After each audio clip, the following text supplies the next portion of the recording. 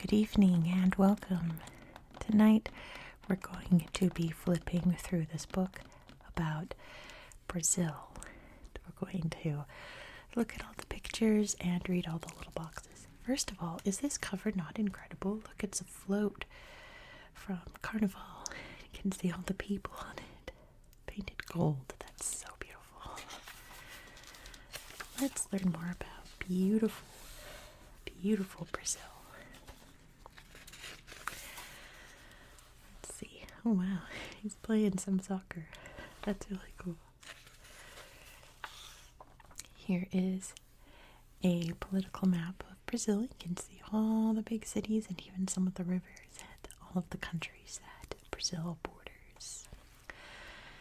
This is, oh wow, these are pilgrims on their way to a statue of Mary on October 12th, the feast of Our Lady of Aparecida.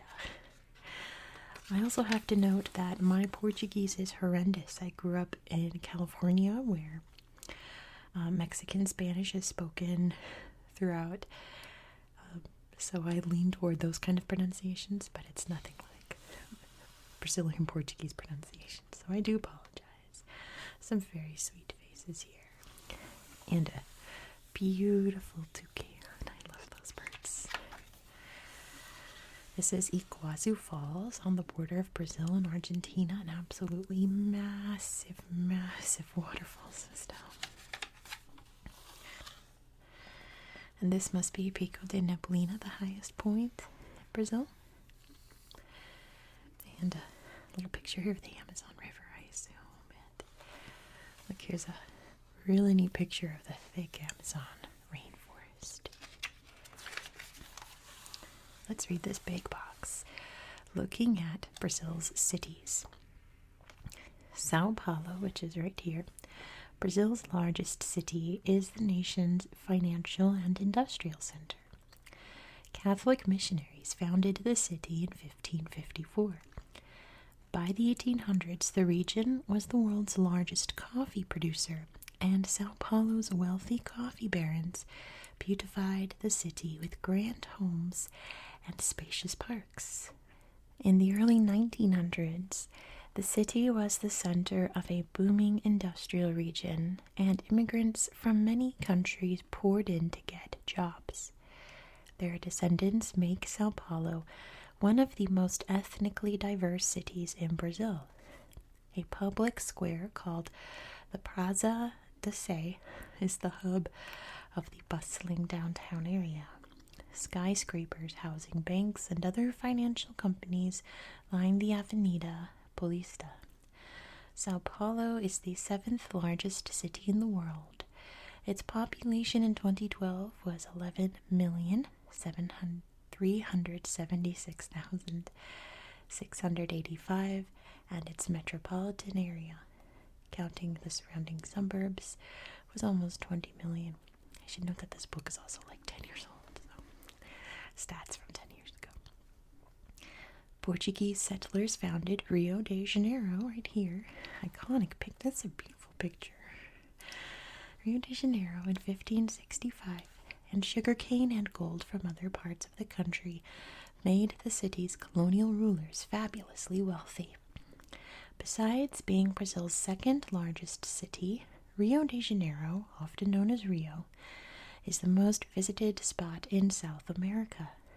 Rio's attractions include the towering Christ the Redeemer statue atop Corcovado Mountain, beaches such as Ipanema and Copacabana, the massive Maracana Stadium, the cable car to the summit of Sugarloaf Mountain, and the spectacular parades during the annual Carnival festivities.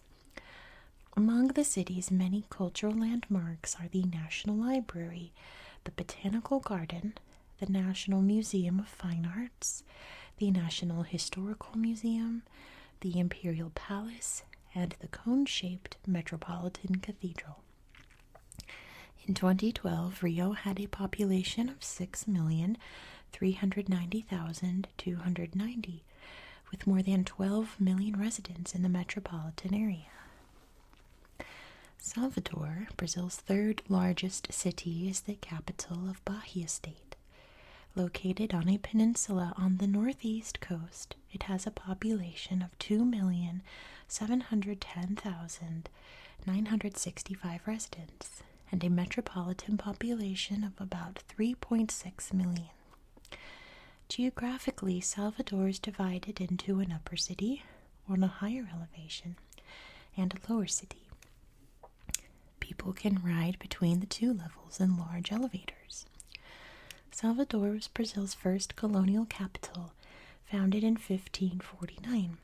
Today, the Pelourinho district is known for its historic Portuguese architecture, including the Cathedral of Salvador, the convent and church of São Francisco, and the church of Nosso Senhor de Bom Fim. I'm sure that's not how you say it. Brazil's African heritage is most visible in Salvador because of the thousands of enslaved Africans brought there in colonial times. African influence appears in the city's spicy foods, candomblé religious ceremonies, Afro-Brazilian music, and the martial art of capoeira. Here's some of the highlands in the northern areas of Brazil. These are cool. I was about to say they kind of look like flamingos, but they are not at all once you look close. They are Jabiru storks. It's awesome. And here's the windy Amazon River. Winding around. Going through the rainforest. This guy's about to jump in. It says at the point where, in the Amazon, where it meets the Negro River, where the light waters of the Amazon meet the dark waters of the Negro River. Isn't that neat? Uh-oh, that can't be good. It looks like a big flood happened there. That's too bad. And here's a more deserty region and kind of like the southern southwest area of Brazil. Let's read about climate change and the Amazon. Vehicles and industrial plants pour tons of carbon dioxide or CO2 and other chemicals into the air. These pollutants, called greenhouse gases, trap heat within Earth's atmosphere. This is affecting Earth's climate, causing changes in weather patterns and rising temperatures and sea levels. The world's rainforests help slow down the process of climate change. They soak up about 1/5 of the world's greenhouse gas emissions. The Amazon rainforest is one of Earth's largest carbon sinks. That means it is a place that absorbs more CO2 than it releases. The Amazon's trees and other plants take in about 1.7 billion tons of CO2 every year and give off oxygen. Thus, the rainforest helps recycle Earth's air and keep it clean. However, greenhouse gas emissions are rising, and the Amazon rainforest is shrinking. Loggers are cutting trees, and farmers want more land, so they are clearing parts of the forest by burning it. As the Amazon rainforest shrinks, it could have a serious impact on climate conditions around the planet. And they call the Amazon the lungs of the earth, because it breathes in, it breathes out. They're shoveling snow outside, so I apologize if you can hear that. Look at this guy, it's a golden lion tamarin. Isn't he sweet, his little face? And look at this. Okay, so this is the center of a flower, and this is a little frog, which in this picture looks like kind of a big frog, but when you realize that this is a little flower, this is a tiny frog, isn't it? That's so cute. Let's read about the national flower. Brazil's national flower is the Ipe amarelo. The bright yellow flowers bloom on a broad-leaved deciduous tree found throughout South America. The flowering tree does not have an English name. And here's the national tree, which is obviously the pau-brasil, or Brazil wood tree, is Brazil's national tree. Portuguese explorer Pedro Alvarez Cabral sent a shipload of Brazil wood trunks back to Portugal in 1500 to show how valuable Brazil's products were. This tropical hardwood secretes a bright red substance used as a dye. For years, it was the main source of red dye for the luxurious red clothing popular in the royal French court. The wood itself was often crafted into violin bows. Brazil wood trees grow in the sandy soil along Brazil's coast. And here's a big sweet capybara, the world's largest rodent. They are so cute. And oh, here comes a jaguar stalking its prey. Beautiful animals. Let's read about some healing plants. Many of today's medicines were derived from plants found in the Amazon rainforest. Scientists believe that many more healing substances are yet to be found there. The Amazon's indigenous people traditionally used many different plants for medicinal purposes. The cat's claw is a woody vine with thorns that looks like hooks or claws. It stimulates the immune system, reduces swelling, and protects the body's cells. Indigenous people have used cat's claw to ease joint pain, cure deep wounds, reduce fever, and treat tumors. The Brazilian pepper tree is a shrubby tree with small flowers that bear clusters of berries, you can see here. Native people have used it to heal wounds, stop bleeding, treat toothaches, and relieve depression. Scientists have found that various parts of the pepper tree kill bacteria and even some cancer cells. Hanato, you can see up here, is a shrubby tree with a profusion of seed pods. Its crushed seeds produce a yellow-orange substance that can be used as body paint or fabric dye. Some indigenous people use the leaves and other plant parts to treat skin problems, fever, liver disease, heartburn, and digestive problems. I can probably use some medicinal plants. If you can't tell by my voice, I'm getting over being sick, so pardon me if I sound a little congested. Here's the national bird. The rufous-bellied thrush is Brazil's national bird. Brazilians called it the Sabia laranjeira. I hope. It is a well-known songbird, famous for its sweet melody. The bird is easily spotted because of its distinctive orange belly. It feeds on coconuts, oranges, papayas, and insects. Speaking of little sticks, Brazil nuts and agoutis. Look at this. This is not a squirrel. It's an agouti. Brazil nuts are encased in round, hard, woody pods that crash to the ground like cannonballs as they fall from trees. The agouti is the only animal with teeth sharp enough to chisel through the pods and expose the nuts. Like squirrels, agoutis bury the nuts around the forest floor. The nuts they forget to eat may grow into new trees. A lot like squirrels, but missing that big bushy tail. Here's a big old chomper crocodile. And look, a little butterfly has landed on him. Isn't that sweet? Let's read about the Pontana, where these guys live. Stretching across Brazil's west-central border, the Pantanal is one of the largest wetlands in the world. It extends into Paraguay and Bolivia, covering more than 68,000 square miles. Hundreds of animal species thrive in this marshy habitat.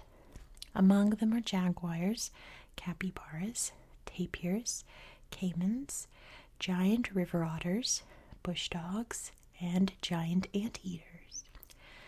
One of the Pantanal's exotic water birds is the Jabiru stork, which stands 5 feet tall. Wow. Many cattle ranches are in the Pantanal region, and jaguars sometimes prey on the cattle. This often makes the endangered jaguar the target of illegal hunting. My chair's really squeaky tonight. I hope it's not too loud. Here's a cool old drawing of life in the Amazon.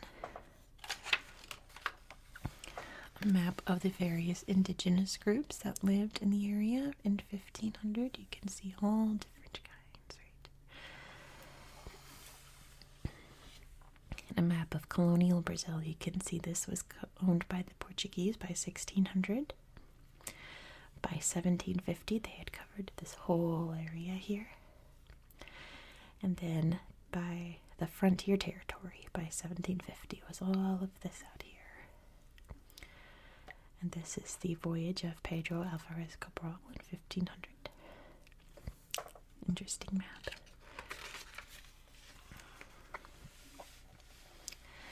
This is, it says in 1818, a large crowds gathered to watch Dom João declared King of Portugal and Brazil. That's true. Let's read about a very important figure in Brazil's history, the revolutionary dentist. Every year on April 21st, Brazilians celebrate Tiradentes Day. It honors the man who, in 1789, led Brazil's first uprising for independence. Tiradentes, which means tooth puller, was a dentist named Joaquim José da Silva Xavier. I assume. He planned to declare Brazil a republic in the streets of Ouro Preto, a wealthy mining town, but a fellow revolutionary betrayed him and he was arrested. Tiradentes was hanged on April 21st, 1792. And here's Emperor Pedro II. Pedro II did not have much of a childhood.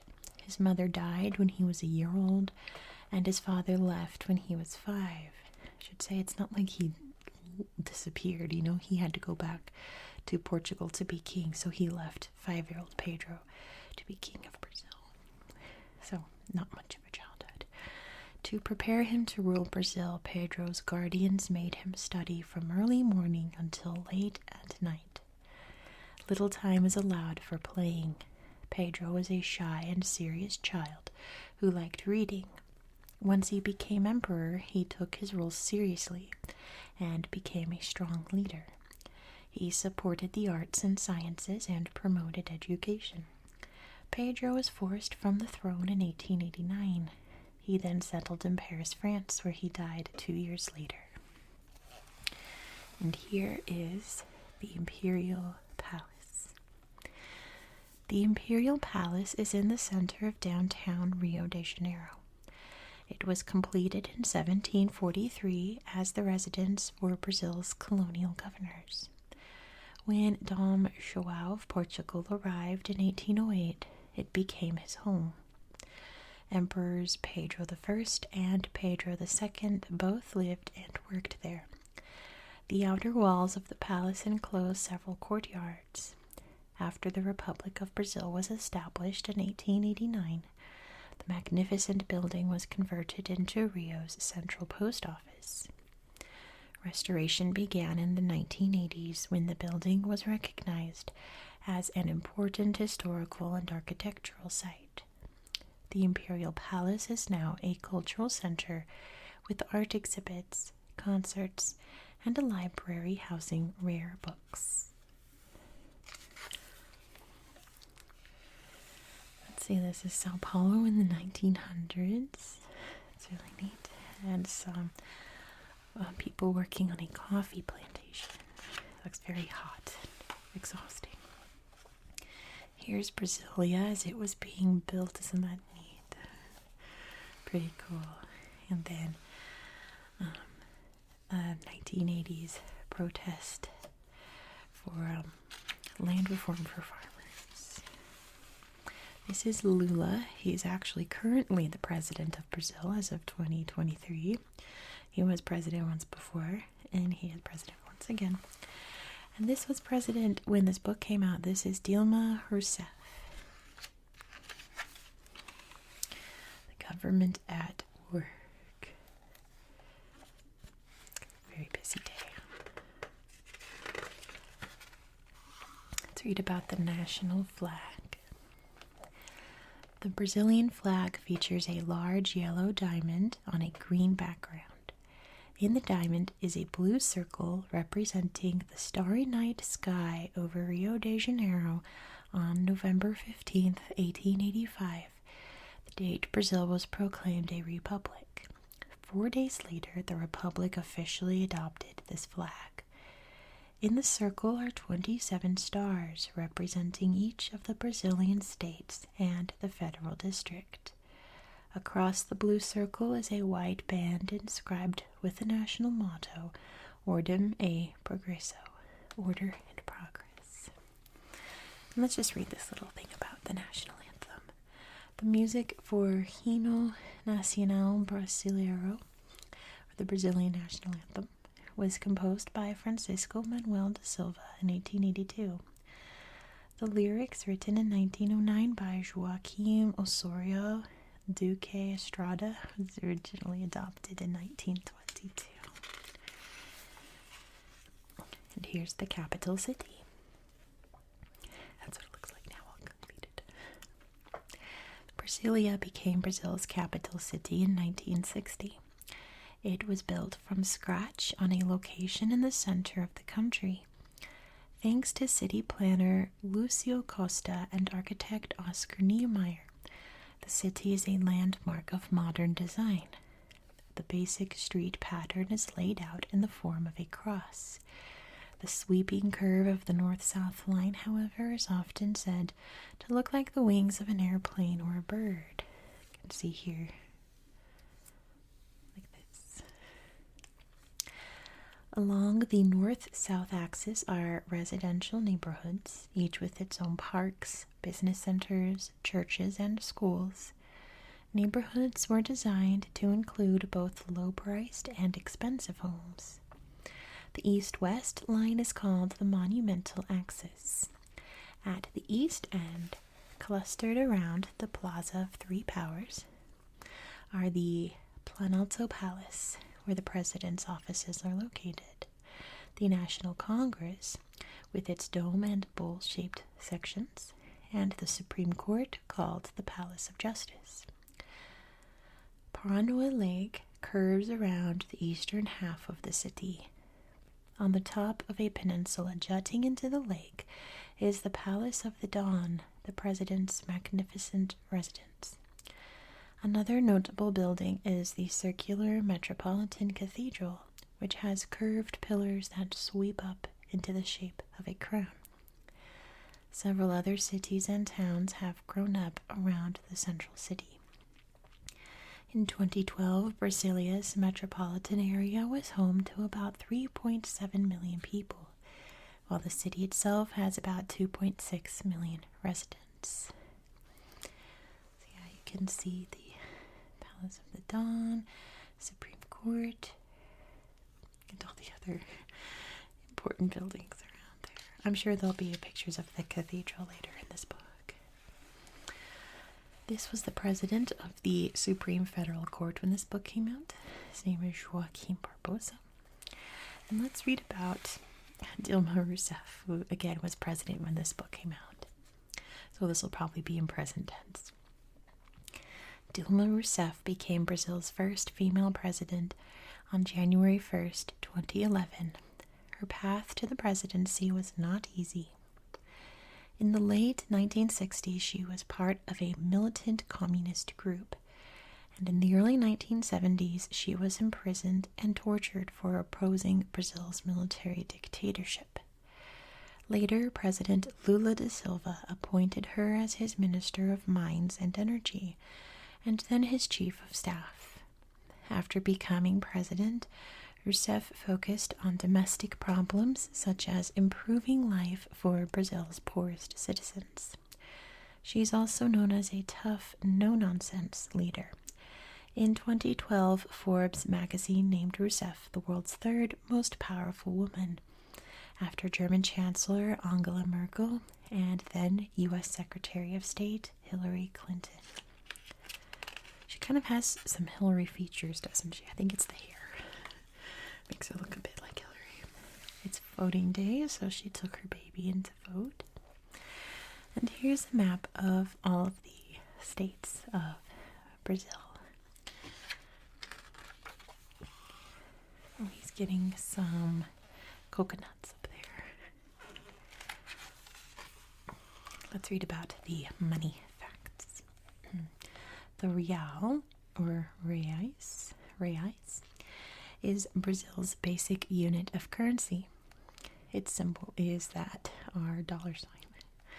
1 real is divided into 100 centavos.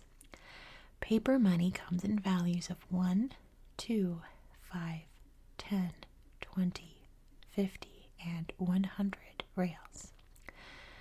Coins come in values of 1, 5, 10, 25, and 50 centavos, and 1 real.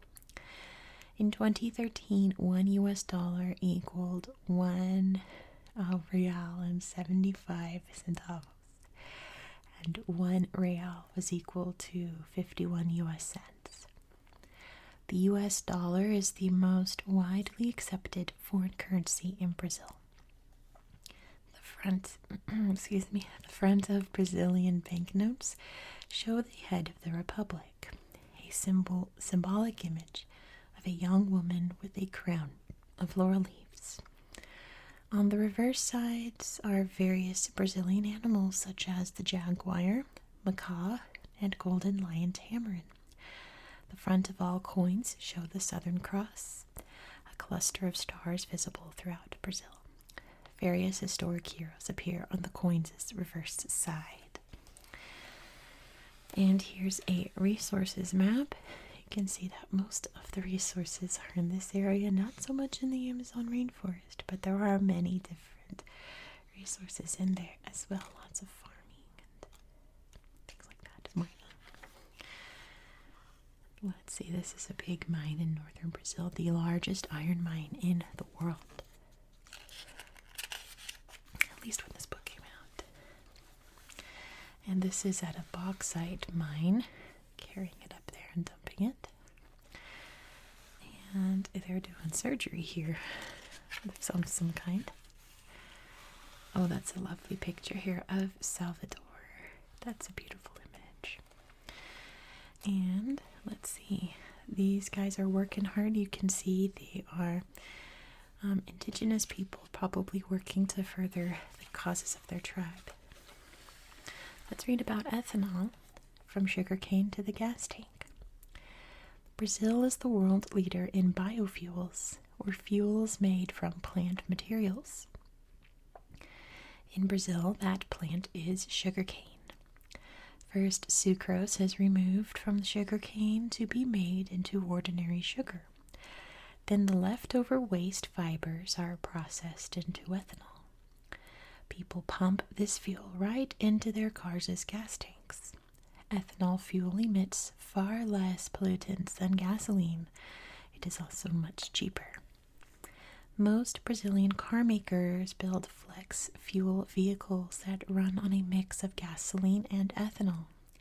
By law, cars in Brazil must use an ethanol blend. Many drivers use no gasoline at all, instead filling their tanks with pure ethanol. That's awesome. The Lux station in Sao Paulo, big train station. Oh my, look at this. The Trans-Amazonian Highway cutting right through the jungle there. And they're using some horses to get around. They don't have to worry about gasoline or biofuel. They've got their horse. Millions of Brazilians out here on the beach enjoying the beautiful day in Rio. Here's a population map. You can see most of the population is here. Sao Paulo, around Rio, around Salvador and the coast here. And then as you go up to the interior, it gets less and less dense. They're making some yummy food here.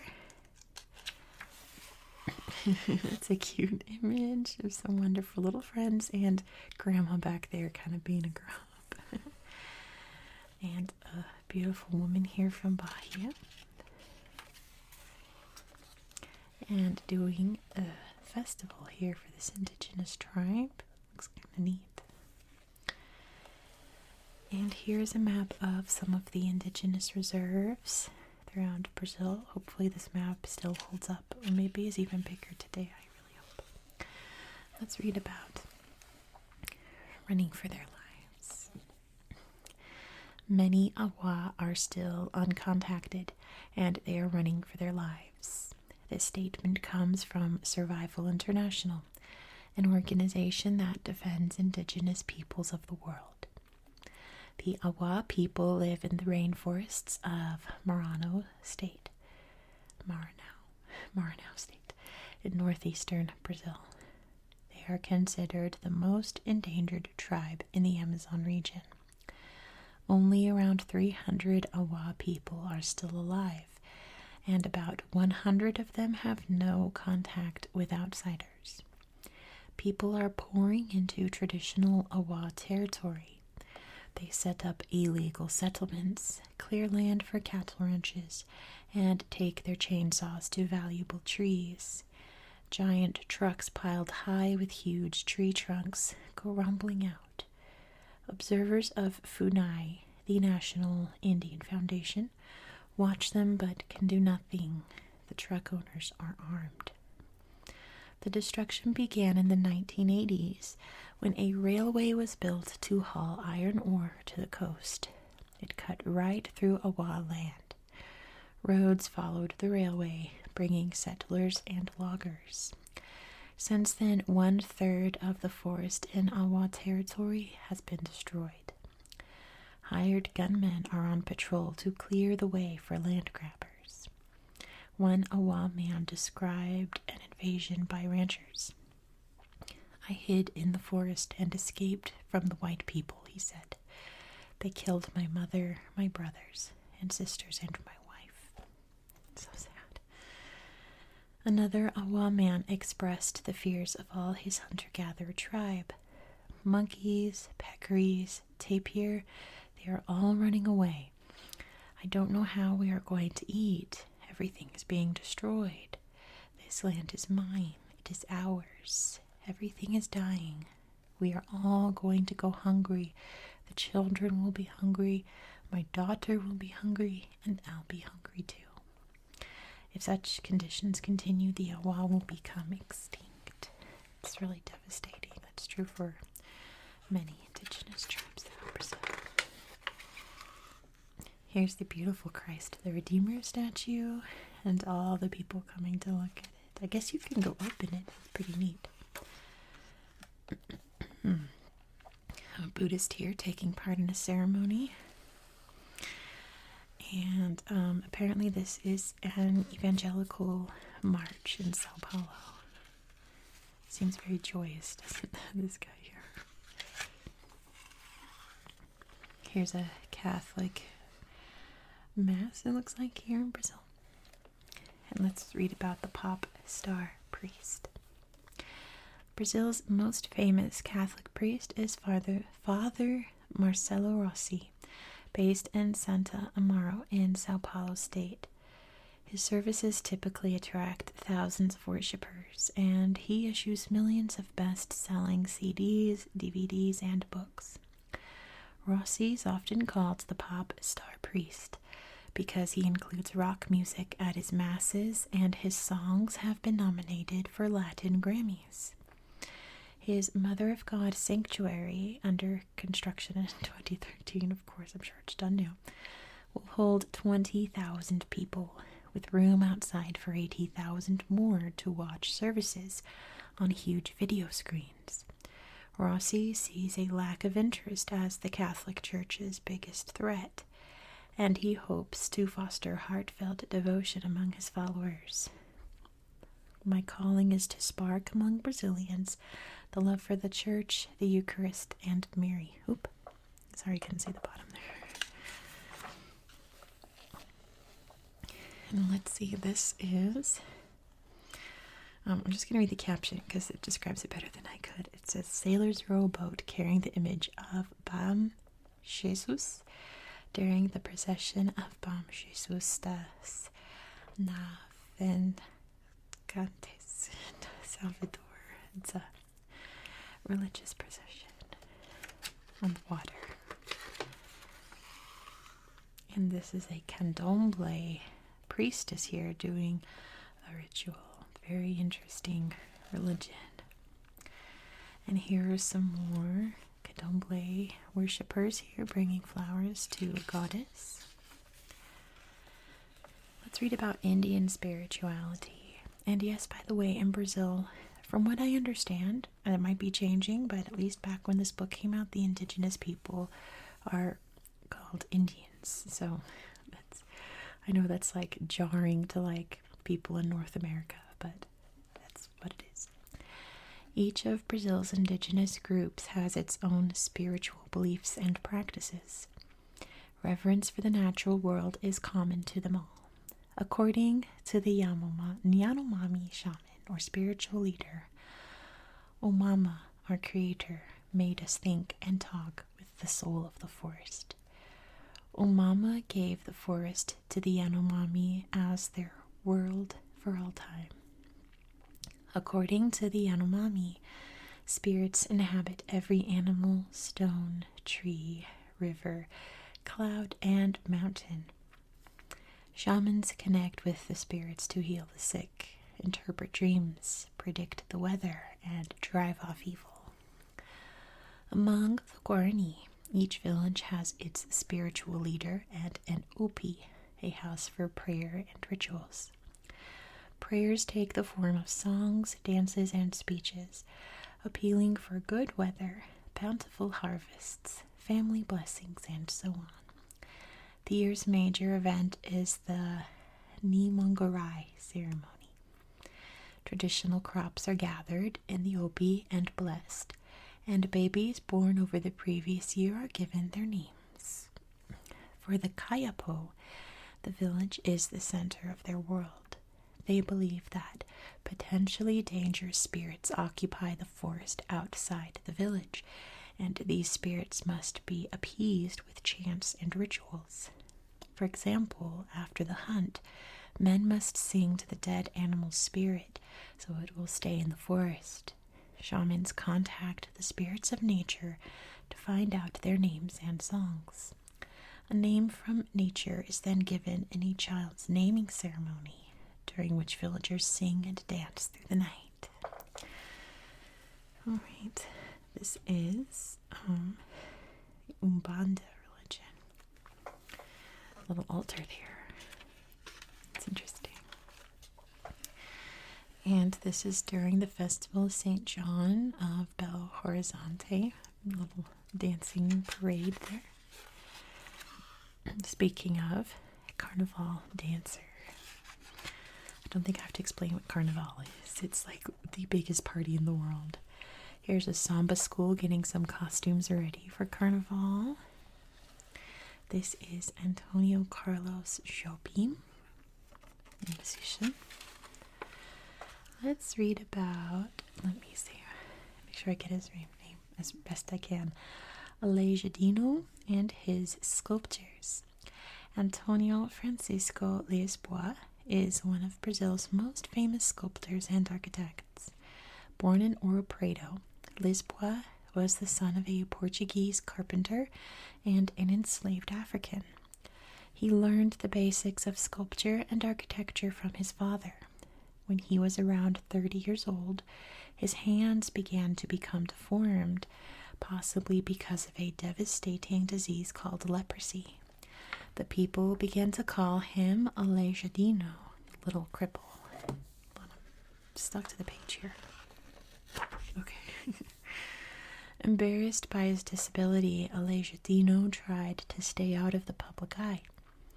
Nevertheless, he kept on working.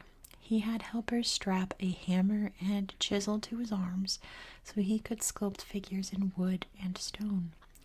As his feet deteriorated, he had pads strapped to his knees for climbing ladders.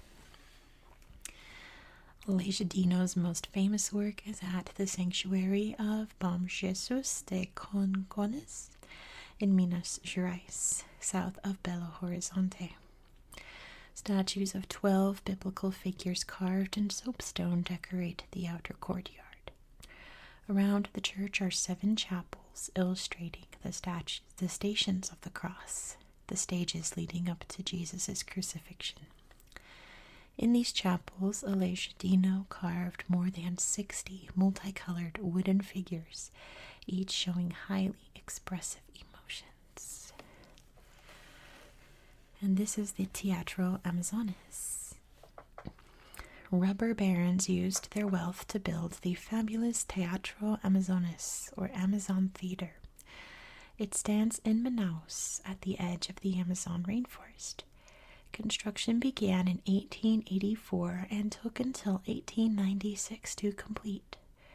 This ornate opera house features marble and chandeliers from Italy, roof tiles from France, and cast iron from Scotland. Covering the dome are 36,000 ceramic tiles in the colors of the Brazilian flag. Many international opera stars sang there in its early days. When Brazil's rubber market crashed in the early 1900s, the rubber barons left and the theater closed down. Today it has been restored, and some of Europe's finest musicians perform there. This is the UN building in New York, but it was designed by Oscar Niemeyer, the Brazilian architect. And this is a famous writer named Joaquim Maria Machado de Assis. And this is another author, Jorge Amado. And they're doing some capoeira, which is like a choreographed dancing kind of martial arts. It's really, really neat and beautiful. They're playing some soccer out on the beach. That sounds really fun. And here is the one and only Pele, the greatest football player in the world, who actually passed away recently. Let's read about Neymar. In recent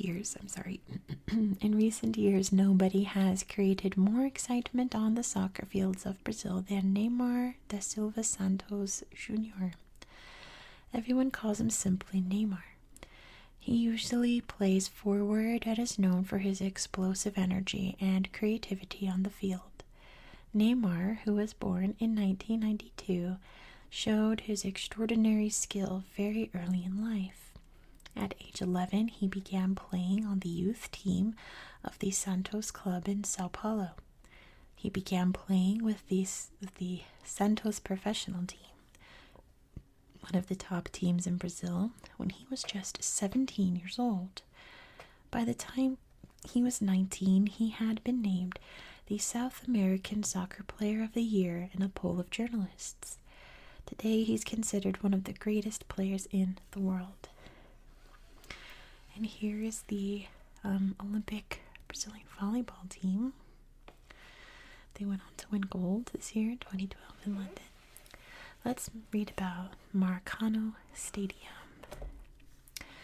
Maracana Stadium in Rio de Janeiro is one of the largest stadiums in the world. It holds about 82,000 people. Maracana was built for the 1950 World Cup Soccer Championships. It was renovated to prepare for two blockbuster events, the 2014 World Cup and the 2016 Summer Olympics. Maracana hosts more than sporting events. Frank Sinatra, Tina Turner, the Rolling Stones, Madonna, Paul McCartney, and the Backstreet Boys all performed there. When Pope John Paul II, then the leader of the Roman Catholic Church, visited Brazil in 1980, he said a mass at Maracana. Here's there we go. A sweet lady up on her balcony. Looks like she's like yelling at some kids down below, right? This is a favela, which is like not quite the slum, but like the next step up, like an extremely poor, ramshackle neighborhood outside of Rio. Let's read about some wedding traditions. I love wedding traditions around the world.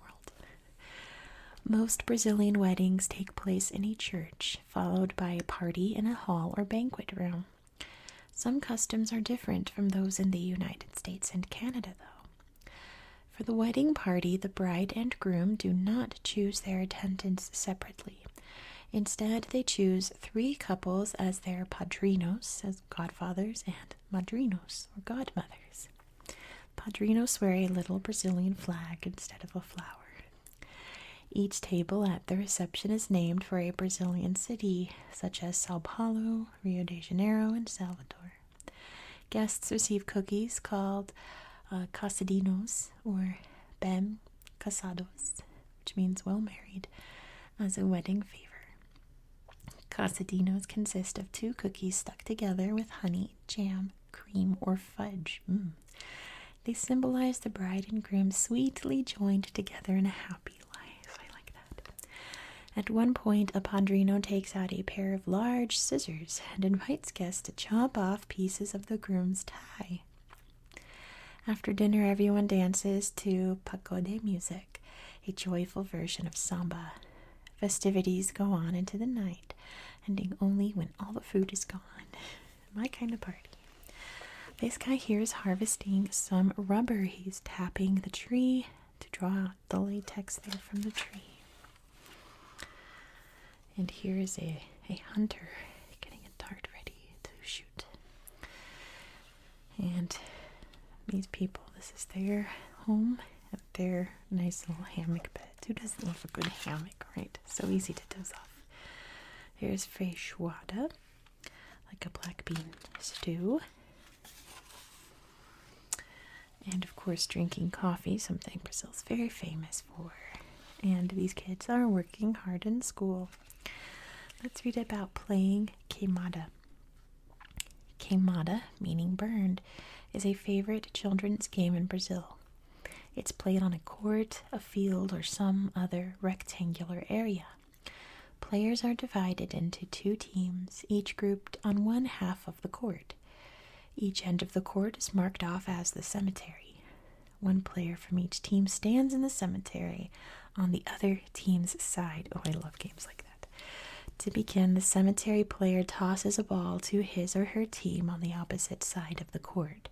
Whoever catches the ball throws it across at the opposing team, trying to hit a player. If the ball touches someone, that player dies and must go to the cemetery on the other team's side. When everyone on one team has gone to the cemetery, that team loses and the game is over. Kind of sounds like capture the flag dodgeball in a way. That's really fun. This is the University of Sao Paulo. Very fancy looking building. And they're working on their drumming here. Awesome, like a little club here for the kids to practice drumming. And that's the end of the book for tonight. So thank you so much for watching. I do hope that you found this video relaxing and educational. If you liked it, please consider subscribing because I do videos like this at least once a week, sometimes twice a week. So please consider subscribing so that you can watch more. And I hope that you have a very good